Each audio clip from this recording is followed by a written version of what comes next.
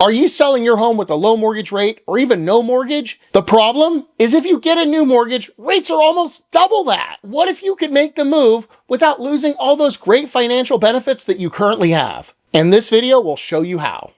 Hey everyone, I'm Lucas Smith, your local real estate expert. If you're a senior or an empty nester who feels locked in by their current mortgage rate, you're not alone. Here's the dilemma. You love your mortgage rate. Maybe you have a 3% or a 4% mortgage rate, or maybe your home is even paid off. And you look at these new rates and they feel impossibly high. I'll break down why this is happening and, more importantly, some smart strategies that can help you understand what you can do about it and how you can get back to a reasonable mortgage payment. And make sure to stick around till the very end, because I've got a great tip on this that could help you make some crucial decisions when leveraging your most valuable asset. If you own a home in today's market, and if you have a mortgage on it, chances are you have a historically low mortgage interest rate, maybe somewhere in 2 to 4%. And if you're thinking of making a move and you're looking at today's interest rates, you know that when you sell, it means you're going to lose that historically low interest rate.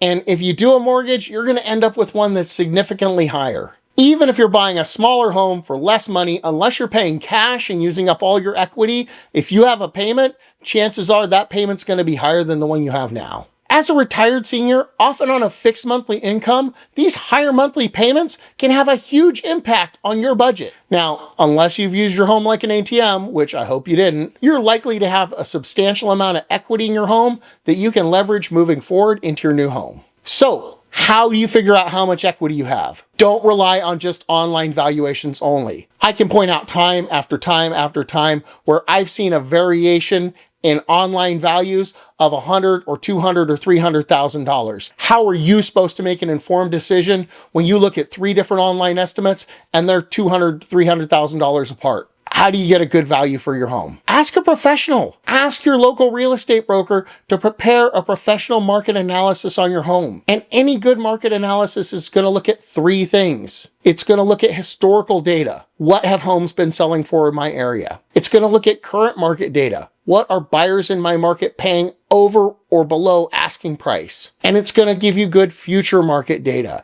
It's going to help you make the best decision at what you should price your home for going into the future. You guys, knowing what your true equity in your home is the first step, the most critical step in making any move forward. So you have to have an accurate number. So we're going to talk about a couple strategies. What can you do right now? Well, strategy 1, you can do a leaseback agreement on your house. What does that mean? That means you sell it now, but negotiate a short-term lease to stay in the home for maybe 3 months or 6 months after you purchase and move later. Benefits to you. This allows you to access all of your home's equity right away. This allows you plenty of time to find the right home for you without having to carry 2 mortgage payments. Because again, we talked about a fixed income. Things to consider.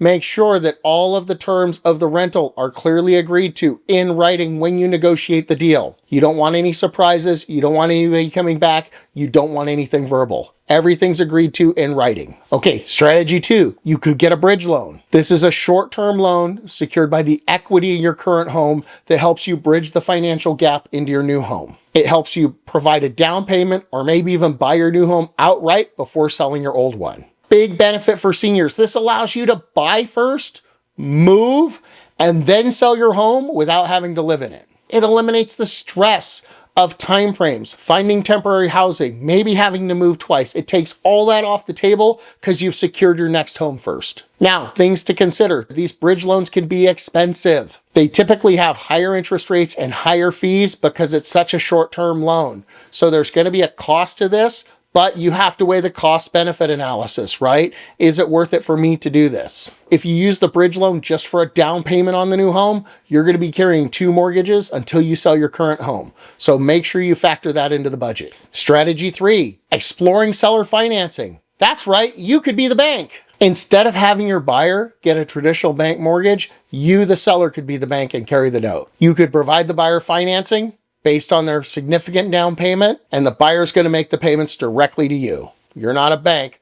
You're not going to give them market rate. This opens it up to a wider pool of buyers. It allows you to sell faster. And as an added benefit, you make the interest income off the payments because you're the bank. This requires professional structuring. Do not attempt this without professional help. If necessary, work with an attorney to write up the carry clause or the carry contract. And remember, there's always a risk of default because you're the lender. This is not for everyone, but for the right person, this can be a powerful way to make money on your home, as well as continuing your monthly passive income in order to help with the mortgage payment on your new home. Strategy 4, creative equity use and strategic timing. If you have a significant amount of equity, using a large chunk of your equity for your down payment can significantly reduce your monthly payments on your new home. You could consider renting for a short time. If moving seems too costly, consider using a portion of your equity to renovate your home and make it more comfortable for you to age in place. Look, you guys, work with somebody who understands what you're going through.